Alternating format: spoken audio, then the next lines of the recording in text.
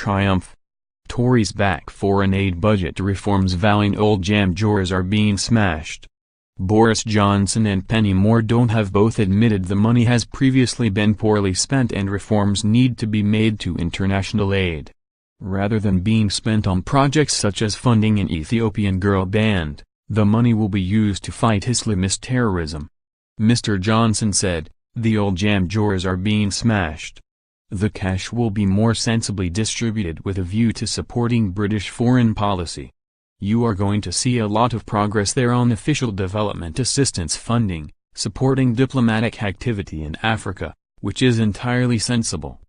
The Foreign Secretary also said that Brexit would allow the UK to take back control on what international aid projects British money was spent on. Presently the UK must give the European Union £1.5 billion to spend on whatever international projects it chooses, even if it is against Britain's wishes. He said, "We are 25% of EU aid spending. We're a massive player in these things. In spite of our bulk and our overseas aid projection, we never got the influence in the European Commission that we needed. Our numbers went down and down and down, of senior officials in the Commission. That was a real mistake over 20 or 30 years. Now we're going to do things differently." EU aid that the UK has been forced to fund has included paying for yoga classes in India and juggling lessons in Tanzania.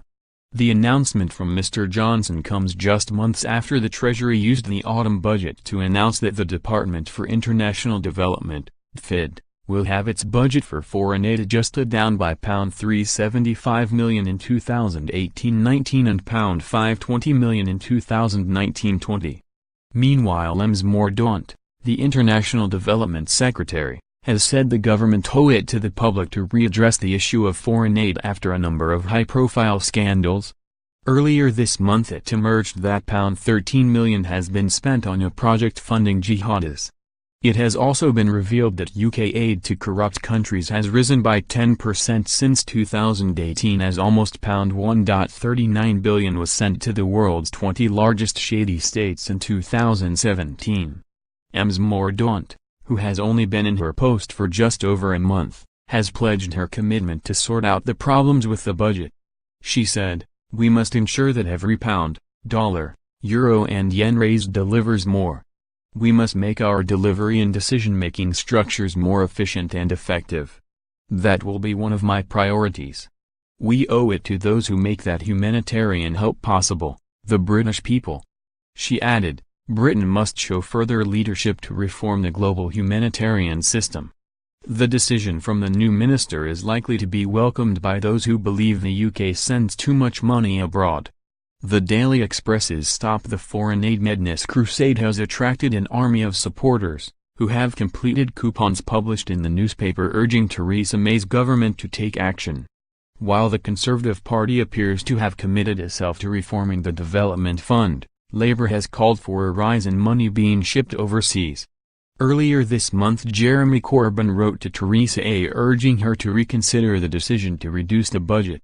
He wrote, "As the Office for Budget Responsibility revised growth figures down, the UK will now be spending £895 million less than expected on the intended objective of aid, which is poverty reduction and tackling disease.